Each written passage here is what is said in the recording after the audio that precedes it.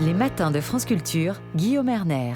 Qu'est-ce qu'un grand écrivain aujourd'hui en France en 2023 ? Si on demande un peu partout dans le monde qui incarne aujourd'hui le grand écrivain français, eh bien la réponse serait Michel Houellebecq. Et ce même Michel Houellebecq publie un petit livre de 103 pages, Quelques mois dans ma vie, aux éditions Flammarion. Dans ce livre, il évoque par exemple la dégradation, je cite, de son image dans l'univers médiatique français, mes ennemis traditionnels préalablement stimulés par la reprise du dossier islamophobie, puis émoustillés par le nouveau dossier porno, s'ébrouèrent avec enthousiasme, écrit Michel Houellebecq. Il écrit que ses relations avec la gauche se sont encore détériorées parce que, dit-il, quelques ouvrages après d'autres étaient même parus dénonçant ma collusion avec l'extrême droite. Et je pense que parmi ces ouvrages, peut-être même l'ouvrage qui a dénoncé les collusions de Michel Houellebecq avec l'extrême droite, c'est le vôtre, François Krug. Bonjour. Bonjour.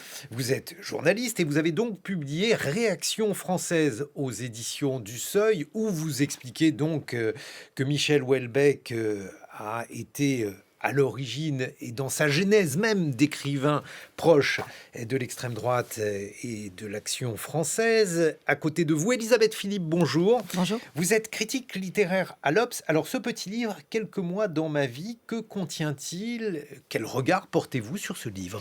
Alors pour Michel Houellebecq, il le dit dans ce livre, il espère que ça sera pour lui un exorcisme.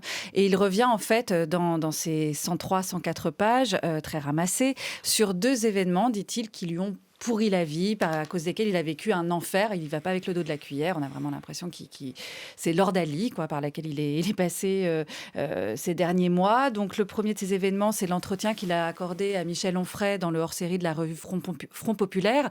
Entretien dont des propos ont été extrêmement repris pour leur violence, à tonalité très islamophobe, donc dans lesquels il parlait notamment de risque de Bataclan à l'envers, donc d'attentats contre des mosquées, et dans lesquels également il disait qu'en gros les Français de souche attendaient simplement que les musulmans s'assimilent et arrêtent de voler, enfin je cite de mémoire. Oui, c'est-à-dire il y avait un signe d'équivalence entre l'islam et la délinquance qui était lâchée comme cela de manière complètement grossière. Exactement. Et ces propos lui ont valu des menaces de poursuite de la part de la Grande Mosquée et une poursuite aussi, je crois, une plainte de la part de l'Union des mosquées de France.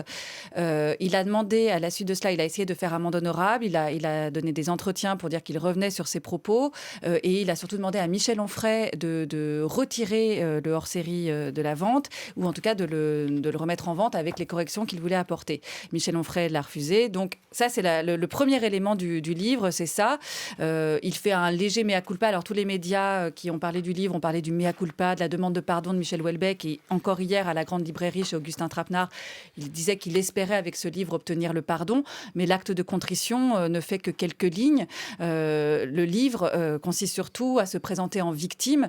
S'il l'osait, mais il n'a quand même pas l'audace de le faire, il pourrait écrire MeToo, parce que le gros de ce livre, en fait, revient sur cette histoire absolument scabreuse et grotesque de films pornographiques dans lequel il aurait joué, excusez-moi de l'expression, mais à l'insu de son plein gré. Donc il aurait été piégé par un vidéaste néerlandais qui n'a pas l'air effectivement d'être la personne la plus honnête du monde, un certain Stefan Rutenbeck, je crois, peut-être que j'écorche son nom. Qu'il désigne, je crois, sous un autre terme. Oui, donc c'est ce qui fait la grande valeur littéraire de ce livre, qui a un côté fable de La Fontaine, puisqu'il décrit chaque acteur de cette farce pornographique par des noms, non pas d'oiseaux, mais d'animaux. Donc le vidéaste en question est alors là, il y a un insecte. Le cafard, et évidemment avec ce petit côté misogyne qui fait tout le charme de la prose de Houellebecq, les femmes sont désignées par des noms comme la truie, la dinde ou la vachasse.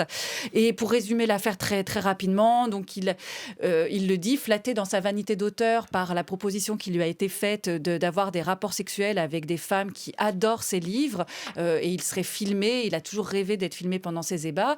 Il a accepté cette proposition. Sauf qu'il a signé un contrat, il n'a pas compris que c'était rétroactif et que donc les images filmées qui ne lui plaisaient pas pourraient être exploitées par le cinéaste et donc pourraient être diffusées. Et en gros, il craint désormais que ces images sexuelles de son intimité soient diffusées sans son consentement. Donc en fait, il y a deux histoires dans ce livre. Une histoire privée que vous venez de raconter là, privée qui aurait pu devenir publique puisqu'il s'agissait donc d'un film. Il s'agit toujours d'un film lequel peut être diffusé à tout moment, et l'autre histoire qui est une histoire en revanche publique, il s'agit d'une prise de position sur l'islam. Il se défend bien sûr de toute forme de racisme, il le fait de manière extrêmement alambiquée.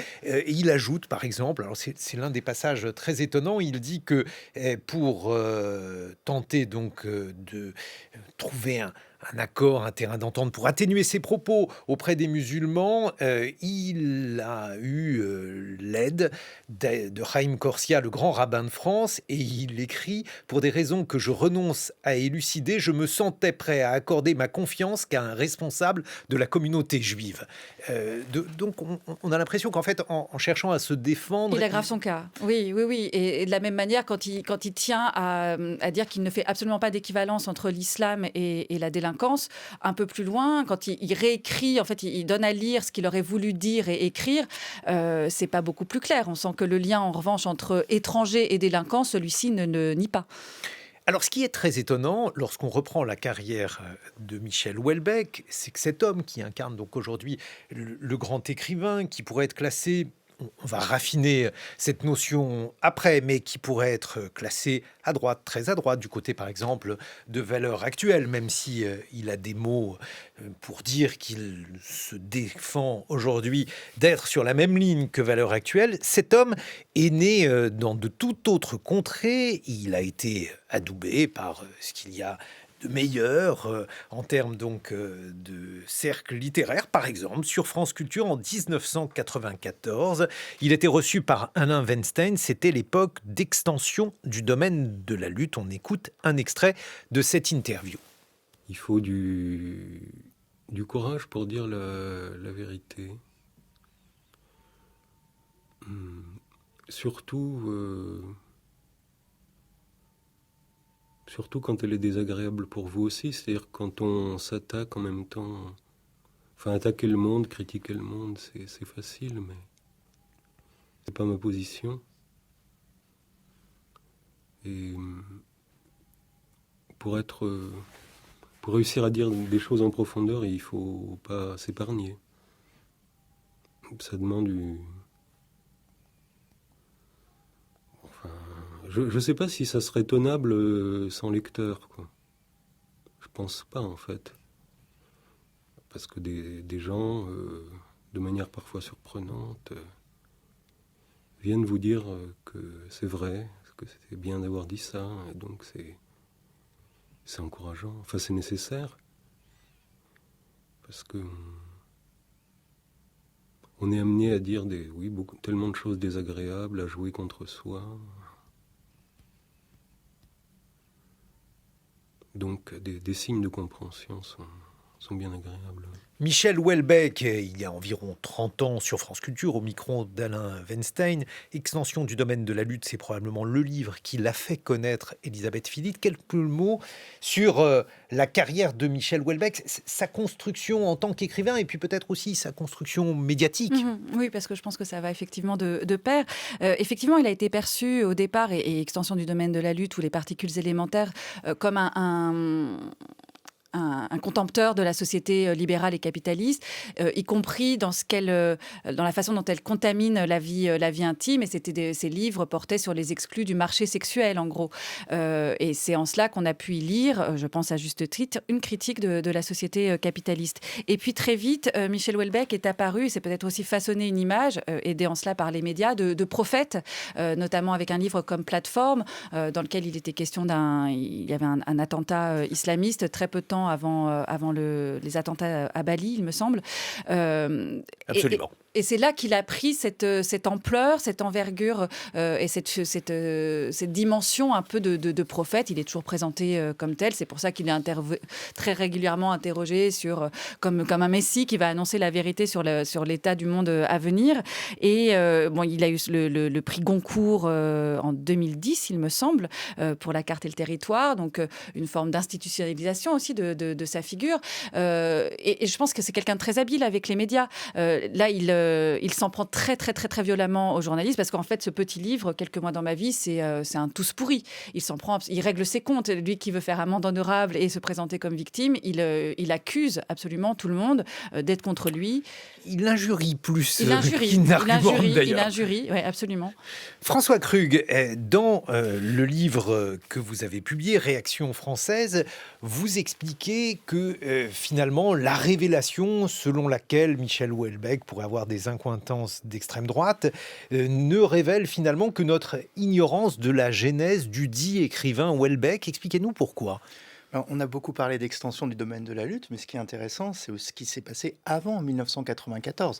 C'est-à-dire que Michel Houellebecq vient d'un milieu ou d'une scène littéraire qui est plutôt axée à droite, ce qu'on appelait à l'époque les néo-hussards, par référence aux hussards Antoine Blondin, etc., des années 50. Donc alors les premiers hussards des années 50, et ensuite, qu'est-ce qui se passe ?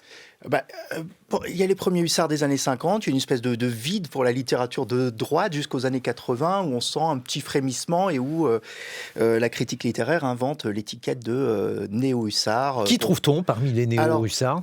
Alors, il y a des gens comme Éric Nehoff ou Patrick Besson, mais surtout Marc-Édouard Nab, qui se présente, lui, comme un héritier de Céline. Et il prend Céline en bloc, à la fois Voyage au bout de la nuit et les fameux pamphlets antisémites qui n'ont jamais été réédités.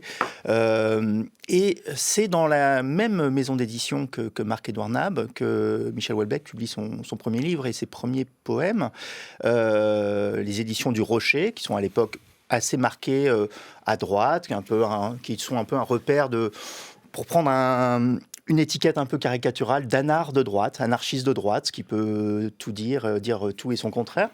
Et c'est dans ce milieu-là que Michel Houellebecq fait ses débuts. Et après, il est adoubé par la critique et la presse de gauche branchée. Il devient l'écrivain de gauche officiel, puisqu'on est on entre dans une époque où on s'interroge beaucoup à gauche sur le libéralisme, la pensée unique, Maastricht, voilà. Et alors, il y a un phénomène intéressant à cette époque, autour par exemple d'un titre de presse qui est aujourd'hui complètement oublié, mais qui a eu son importance, l'Idiot International, lancé par Jean Hedernalier, qui était, disons, un publiciste, écrivain de 8e, 9e zone, je ne sais pas exactement où le classer, mais en tout cas un écrivain secondaire. En revanche, un agitateur intellectuel important dans lequel on trouvait des gens comme Marc-Édouard Nab, Michel Houellebecq, d'autres personnes également. Oui, alors l'Idiot International, se voulait un journal d'écrivains. C'est-à-dire que derrière les titres très tapageurs, volontiers orduriers, on trouvait des gens comme Philippe Solers, Gabriel Matzneff, puisque c'était une époque où il était encore de bon ton de se réclamer de lui. Voilà, et on trouvait des jeunes écrivains qui trouvaient là leur première tribune. C'est-à-dire qu'on pouvait trouver Beigbeder, on pouvait trouver Michel Houellebecq.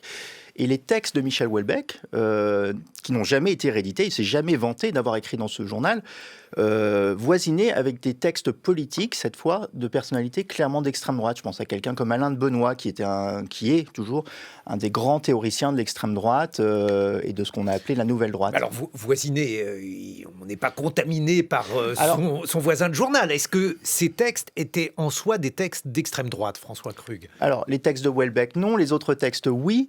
Et au moment où Houellebecq, alors j'allais dire jeune écrivain, il a une quarantaine d'années, donc il n'est pas jeune, mais en termes de carrière, il débute.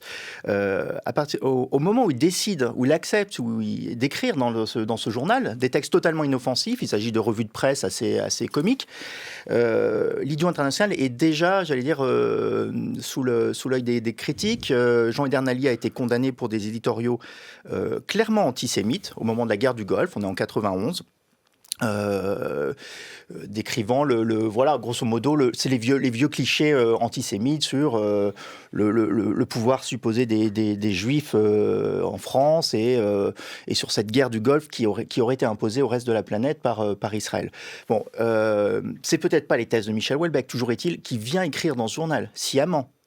Et toujours est-il qu'il n'a jamais réédité ces textes-là. Tous les autres textes de Michel Houellebecq ont été réédités, pas ceux-là. Mais alors, on retrouve chez Michel Houellebecq, non pas des propos antisémites, mais en revanche une posture provocatrice, qui là encore, Elisabeth Philippe, dans ce livre, Quelques mois dans ma vie, avec un certain nombre de thèmes dont il est certain qu'en les agitant, il y aura des réactions.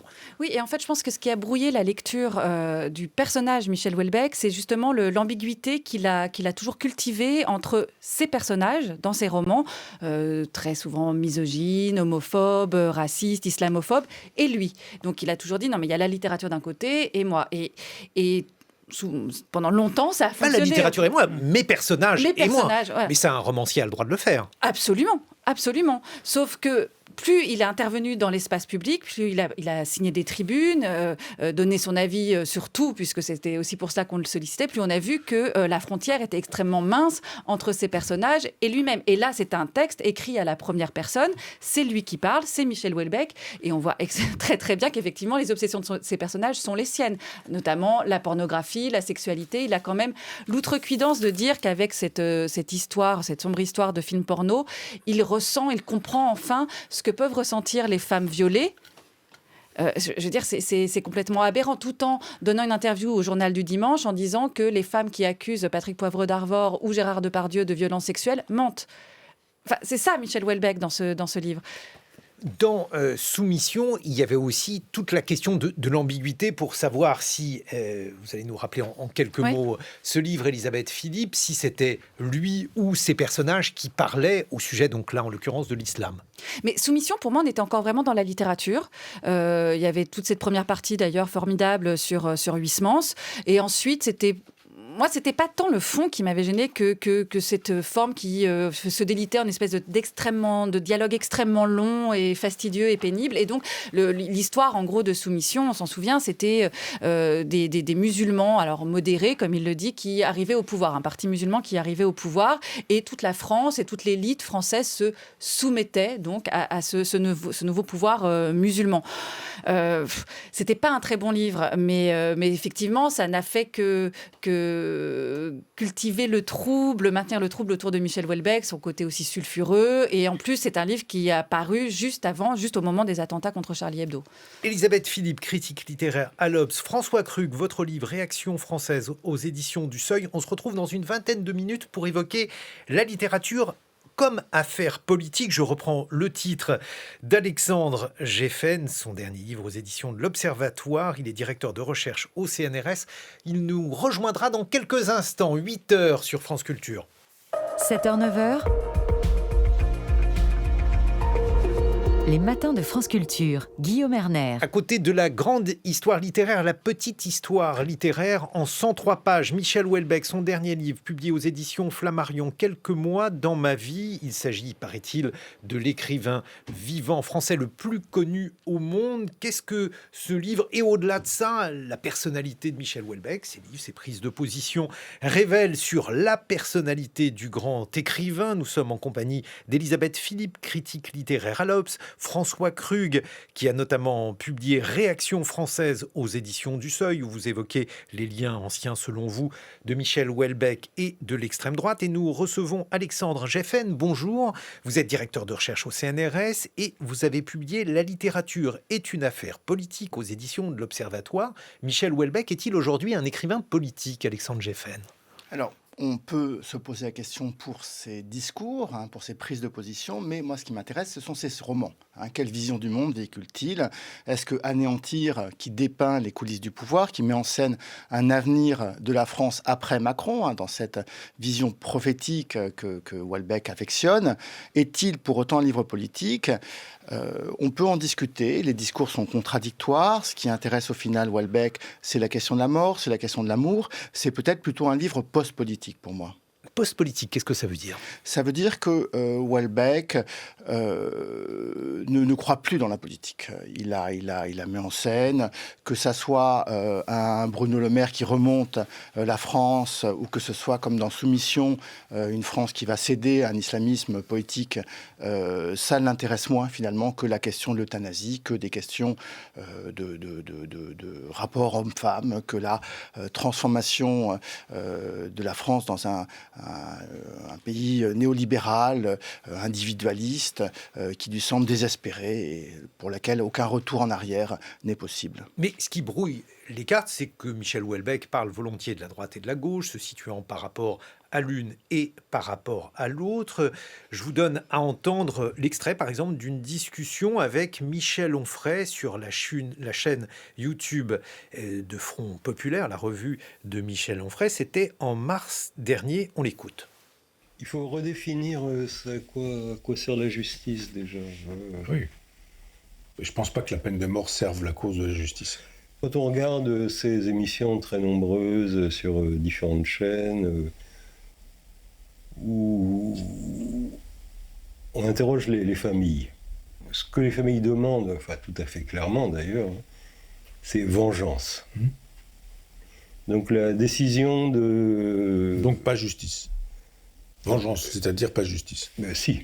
Non. Si, c'est une conception de la justice, la vengeance. Justice n'est pas vengeance. Si, pour moi, si. Je veux me venger... Ça, c'est une ligne de partage droite-gauche. D'accord, je suis de droite alors. Alors je suis de gauche. Alexandre Geffen, qu'en pensez-vous ? J'ai lu hier soir Quelques mois dans ma vie, qui est un livre dans lequel on comprend aussi qu'est-ce que c'est que la politique pour Houellebecq. Ses propos absolument insupportables tenus sur les musulmans sont réglés en quelques lignes. Il s'en excuse vaguement, il explique que ça fait partie de la contradiction, que ses romans lui-même sont contradictoires, mais qu'en fait, ce qui l'intéresse dans ce texte, c'est se venger de ce cinéaste néerlandais. Et là, il adopte un ton, une colère célinienne, un ton pamphlétaire à l'égard de cette affaire-là. Et c'est cette affaire-là qui intéresse bien plus que la question politique en réalité. Y a-t-il d'autres grands exemples d'écrivains comme cela dont les prises de position politiques ont pu brouiller la lecture des livres ? Est-ce qu'il est possible de classer Houellebecq dans une tradition française, Alexandre Geffen ? Alors, il y a une tradition française d'écrivains qui sont en contradiction avec leurs romans, dont on se demande comment leurs romans sont compatibles avec leur prise de position politique. Et on est en permanence à se demander quelles étaient réellement les positions politiques de Balzac, légitimisme, mais en même temps mettant en scène une société dans sa dynamique, à se demander dans quelle mesure les romans de Céline reflètent un antisémitisme discursif. Donc ce sont des situations qui sont tout à fait coutumières dans l'histoire littéraire, dans l'histoire culturelle, que d'essayer de peser le rapport entre l'homme et l'œuvre. Mais ce qui est certain, c'est que généralement, et vous le rappelez dans votre livre, François Krug, il y a une tradition donc en France d'écrivains de droite. Vous évoquiez les hussards, historiques dans les années 50, les néo-hussards. Et aujourd'hui, par exemple, à la une du Point, il y a cette citation de Houellebecq. L'Occident et plus généralement la modernité sont mal partis. C'est typiquement une vision décadentiste qui peut être prêtée justement à ces écrivains de droite. Oui. Et dans le cas de Houellebecq, cette vision, il la partage depuis ses tout débuts, depuis ses tout premiers textes, parce qu'on parlait tout à l'heure de ses débuts comme écrivain de gauche. Ce discours sur la décadence de l'Occident, sur les méfaits de la Révolution, des Lumières, de la Réforme, l'idée que rien n'a changé ou que rien de bon n'est arrivé depuis le Moyen-Âge. Houellebecq le dit, l'écrit depuis le tout début des années 90, mais ça, on n'a pas voulu le voir, parce qu'on a mis ça sur le compte du personnage, et puis parce que c'est des propos aussi que Houellebecq a tenus dans des revues plutôt soit monarchistes, soit très à droite, donc peut-être des revues que la critique littéraire de gauche ne lisait pas. Et finalement, je pense que cet écrivain n'a pas dévié depuis ses débuts. Mais alors, quelle filiation ? Parce que on peut penser, par exemple, à des propos extrêmement pessimiste, là aussi, il y a évidemment une tradition en France. Alors, elle s'incarne par exemple chez Philippe Muret récemment, mais on peut avoir aussi d'autres exemples antérieurs, François Krug. Je pense que Houellebecq cite régulièrement Huysmans ou tous ces auteurs qui font aussi le panthéon de la droite littéraire et de l'extrême droite littéraire. Elisabeth Philippe. Non, mais pour revenir sur la dimension politique de ces romans même, moi je pense qu'en fait, il y a longtemps eu une sorte d'écran de fumée qui était notamment maintenu par l'ironie qu'il cultivait. Il y avait un humour dans les livres de Houellebecq qui, de plus en plus... Il y est toujours ? Non. Franchement, quelques mois dans ma vie, c'est tout sauf drôle, ou alors c'est de l'humour involontaire. Lorsqu'il parle par exemple de ses relations avec la gauche, j'imagine qu'il sait qu'il est drôle. Je sais pas, moi j'ai rien vu en tout cas, c'est moins drôle, il y a moins d'ironie qu'il pouvait y en avoir encore une fois, dans les particules élémentaires par exemple. Et je pense que cette disparition de l'ironie, ça participe aussi de cette absence de mise à distance. Il y a de moins en moins de distance entre ce qu'écrit Houellebecq et ce qu'il pense. Le fait de classer les écrivains à droite ou à gauche, Alexandre Geffen, le fait de considérer que les uns ont du style, les autres de l'esprit, par exemple, ces différentes catégories, comment s'articulent-elles depuis Zola, par exemple ? C'est compliqué parce qu'il y a plusieurs manières de juger de la position politique d'un écrivain. On peut s'intéresser à son style, est-ce qu'il y a un style de gauche, un style de droite. On peut s'intéresser à ses prises de position publiques ou à ce que ses romans disent de la société. Et tout ça ne coïncide pas. Houellebecq n'a pas un style identifié comme un style de droite. Il n'a rien du style raffiné d'un Huysmans, des périodes de Chateaubriand. Il a un style plat, il a un style aussi neutre et aussi populaire qu'une Annie Ernaux, pourrait-on dire. Donc, de ce point de vue-là, il est très difficile d'avoir un instrument de cartographie unique de ce que c'est que le champ politique, d'autant plus qu'il est très difficile d'assumer d'être un écrivain de droite aujourd'hui, que les écrivains sont en retrait Sylvain par Tesson, rapport... par exemple, doit y parvenir à peu près. À peine, mais il est tout à fait atypique. J'ai fait dans ce livre que vous citiez une enquête auprès d'une trentaine d'écrivains français. Ils sont tous de gauche. Personne n'assume d'être de droite. Même Houellebecq n'assume pas d'être de droite. Alors je vais tenter autre chose. Le fait d'être écrivain et d'être un écrivain anti-moderne, ça c'est quelque chose déjà qui se conjugue au-delà de la droite, Alexandre Geffen. Ça c'est plus facile, on peut être un intellectuel anti-moderne, un philosophe anti-moderne, ça ne pose pas de problème.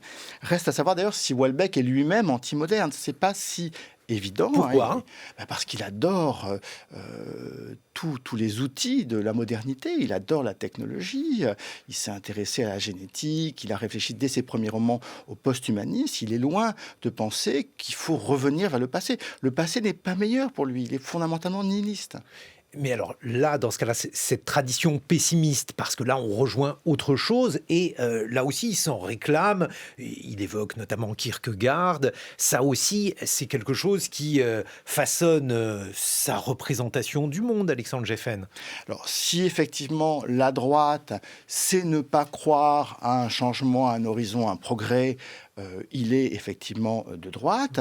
Si ne pas croire qu'on peut reconstituer les communautés dont il ne cesse de mettre en scène la déliaison, la souffrance dans l'individualisme, de ce point de vue, il est de droite et il s'oppose radicalement, par exemple, à Ernaux, qui, elle, essaye de faire résonner, de constituer, d'accompagner les communautés, de leur donner un projet. François Krug, qu'est-ce que vous en pensez justement de cette classification parmi les différents écrivains que vous évoquez dans Réaction française ?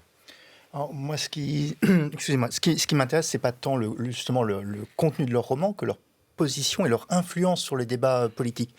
Et dans le cas de Houellebecq, il est très clair. On a beaucoup cité ses phrases sur l'islam, notamment la première polémique qu'il a provoquée, c'était lorsqu'il a dit que l'islam était la religion la plus con. Cette phrase-là, on la retrouve texto dans les particules élémentaires, dans la bouche d'un des personnages en 1998. En 2001, c'est Michel Houellebecq lui-même qui sort cette phrase-là dans une interview au magazine Lire. Il y a un procès, il est relaxé. Mais donc la séparation entre auteur et personnage me semble pas la grille de lecture la plus pertinente. Mais Michel Houellebecq donc va Je pense que ce qui est intéressant, c'est que par son aura et son influence, il a contribué à introduire dans le débat public des phrases comme celle-ci sur l'islam, comme ce qu'il a dit récemment à Michel Onfray. Il les introduit dans le débat public. Et son influence permet de faire passer dans les oreilles du grand public des phrases qu'on n'entendait pas il y a 30 ans. Mais alors justement, ces dernières phrases, elles sont d'extrême droite, elles sont populistes. Le populisme, par exemple, c'est aussi cet amalgame grossier, vulgaire et racistoïde qu'il a fait récemment entre islam et délinquance, François Krug. Quand il dit dans la revue de Michel Onfray, je n'ai plus les termes exacts, mais il s'agissait de dire que les musulmans violaient et volaient, et que c'est pour ça que les Français de souche, mais des guillemets, ne supporteraient pas les musulmans. Est-ce que c'est populiste ou est-ce que c'est d'extrême droite? Alors, excusez-moi, mais je pense que c'est clairement d'extrême droite. Et des phrases comme ça, récemment, on a eu un député... L'un n'empêche pas l'autre, par exemple. L'un n'empêche pas l'autre. Mais récemment, on a eu un député du Rassemblement national qui a été mis à pied à l'Assemblée nationale pour avoir demandé que les migrants africains retournent en Afrique, reprennent leur bateau et repartent. Alors, il s'en est défendu ensuite. Ah, il s'en est défendu ensuite, mais voilà, c'est la même teneur. Non, sur cette question du populisme, c'est intéressant, puisqu'hier, donc, interviewé par Augustin Trapenard, qui lui demandait s'il était de droite, voire d'extrême droite, Michel Houellebecq a d'abord botté en touche en disant « je ne sais même pas si je suis de droite, mais je suis populiste ». Lui se revendique populiste. Donc ça mérite quand même, puisqu'on parle de son positionnement, autant faire connaître celui qui lui revendique. Mais là aussi, c'est quelque chose d'étonnant, Elisabeth Philippe. On a retracé le trajet de Michel Houellebecq, qui était considéré comme un écrivain d'avant-garde à l'époque d'extension du domaine de la lutte, un écrivain qui, à l'origine en tout cas, n'était pas grand public et qui aujourd'hui se retrouve à assumer une idéologie qui serait au contraire une idéologie à portée des masses, comme il aimerait la faire entendre. Je ne sais pas, oui, s'il est porteur de cette idéologie, mais c'est exactement ce que vient de dire François Krug. C'est plus dans ses interventions publiques que dans ses romans, il me semble, qu'il a contribué à rendre audible ce type de position. Alexandre Geffen.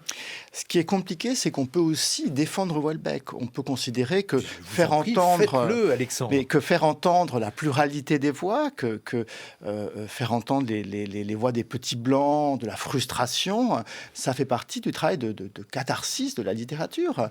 On peut défendre et on a pu écrire et on peut soutenir l'idée que ce soit une forme d'humanisme que de faire entendre tout le monde, que de faire entendre l'inaudible. C'est aussi ce qui a été dit par exemple au sujet de Soumission, en disant que l'évocation d'une dystopie avec l'installation d'une théocratie musulmane en France était une manière, effectivement, de faire de la littérature.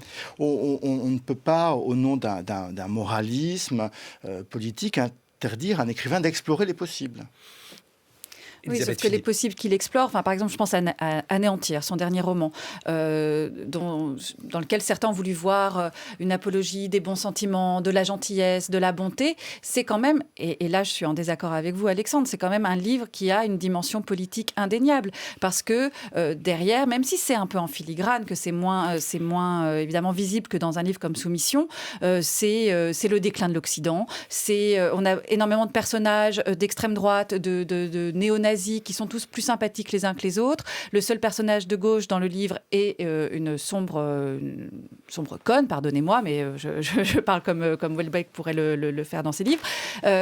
Donc là, il y a une vision de la société. Il y a aussi, il parle d'un village dans lequel que les personnages ne reconnaissent plus parce que c'est une population étrangère donc là, on est quasiment dans les thèses du grand remplacement. Donc il y a une dimension politique dans Anéantir. Et l'autre dimension politique, dans quelques mois dans ma vie, le dernier livre de Michel Houellebecq, publié aux éditions Flammarion, Elisabeth Philippe, alors là aussi, c'est à la fois ambigu et compliqué, c'est une forme de masculinisme, mais un masculinisme qui est relativisé, non assumé. Alors il va falloir que vous nous le présentiez. Non, la sexualité, c'est la grande affaire de Michel Houellebecq. Et comme pour la politique, il joue un double jeu. Alors peut-être moins ambigu finalement que sur la politique, parce que le rôle accordé aux femmes dans ses romans a toujours été assez univoque. La femme idéale pour Michel Houellebecq, c'est une femme jeune et constamment disponible sexuellement. Donc, en fait, pardonnez-moi, mais là, on est en train de lui faire beaucoup d'honneur, parce que ce petit livre, quand même, quelques mois dans ma vie, déjà littérairement, c'est rien, c'est très mauvais, et c'est un petit livre assez indécent. Et je trouve que là, on lui accorde toute une émission. Bon, je suis là, donc j'y participe. Mais c'est lui faire beaucoup d'honneur. Et je trouve qu'on rentre dans ce jeu médiatique. Houellebecq, c'est aussi... Est-ce que c'est un écrivain politique ? C'est un écrivain médiatique. Et on fait tous son jeu, là, à lui accorder énormément de temps pour parler de quoi ? Pour parler d'un livre, parler d'un livre dans lequel il nous raconte sa vision de la pornographie, de comment il faut faire l'amour, comment il faut pratiquer une bonne fellation, des programmes qu'il aime regarder sur Chérie 25. Mais de quoi parle-t-on ? Et pourquoi lui accorde-t-on autant de temps ? Parce que cet écrivain aujourd'hui est l'écrivain le plus lu en France et l'écrivain vivant peut-être le plus lu dans le monde pour ce qui est considéré comme étant de la littérature, ce qui relèverait de la littérature. Ça, je vous en laisse juge, Elisabeth Philippe. Et ce qui est intéressant, c'est justement de voir cet écrivain, tout d'abord, évoluer politiquement. François Krug pense qu'il a toujours été ce qu'il a été, exister de manière médiatique, mais sans pour autant que ses qualités littéraires soient déniées par tous, en tout cas. Et c'est cela qui, en tout cas, elles ne sont pas effectivement, pour vous, elles ne sont pas apparentes dans ce dernier livre, mais dans le livre précédent, le roman qu'il a publié et que vous n'avez pas apprécié, Elisabeth Philippe, c'est d'ailleurs pour ça que je vous ai invité, eh bien là, en revanche, on a considéré, certains l'ont fait, que c'était le meilleur Houellebecq. Oui, alors là, on peut être tout à fait en désaccord, mais bon, c'est pas le livre qui nous occupe. Mais parce que je pense précisément que c'était pas le meilleur Houellebecq, parce que la dimension idéologique prend le pas sur la littérature. Et puis, je vais vous répondre aussi sur la sexualité, sa sexualité qu'il expose effectivement de manière extrêmement précise dans ce livre. Je me suis demandé si, là aussi, ça ne renvoyait pas à d'autres archétypes de l'écrivain français. J'ai pensé par exemple à Maupassant qui mettait en scène sa puissance sexuelle, ce que fait exactement Houellebecq. Non, oui. Vous n'aimez pas Houellebecq, mais effectivement, on peut considérer aussi qu'il a été lu et apprécié encore pour son dernier livre comme étant un grand romancier. Et le fait de voir cet écrivain détailler de manière aussi précise sa sexualité, sa puissance sexuelle, ça renvoie aussi à d'autres archétypes de l'écrivain. Oui, on peut penser à énormément d'écrivains. Je ne sais pas, on peut pas parler de Maupassant. Moi, je pense à Guillaume Dustan aussi, où il y avait un vrai travail littéraire. Là, en tout cas, dans ce indéniable dans certains romans de Houellebecq précédents, je vous l'accorde, mais pas dans ce livre. Ça, ce n'est pas possible de dire une chose pareille. Et en plus, c'est quand même une vision de la sexualité qui est plus que rétrograde. Qu'est-ce que vous en pensez, Alexandre Geffen ? C'est assurément pas un grand livre. Il y a une colère assez habilement mise en scène à l'égard de ce réalisateur. Il y a une auto-ironie.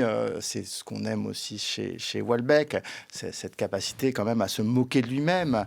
Mais évidemment, c'est moins intéressant que ce qu'il fait de mieux, c'est-à-dire tracer de grandes perspectives, faire une vision large, des plans larges d'une société complexe et mettre en scène des discours contradictoires et des conflictualités inattendues. Et si vous deviez justement le classer, je parle de son œuvre, cette fois-ci Alexandre Geffen, parmi les différents écrivains français, y compris donc sur la manière dont il évoque sa vie privée.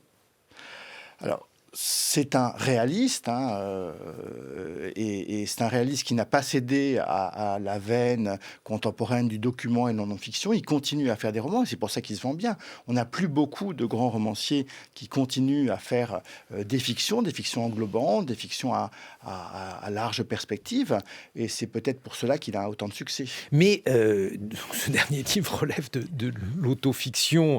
Il y a plus d'auto que de fiction probablement là-dedans. Il cite par exemple très souvent Emmanuel Carrère.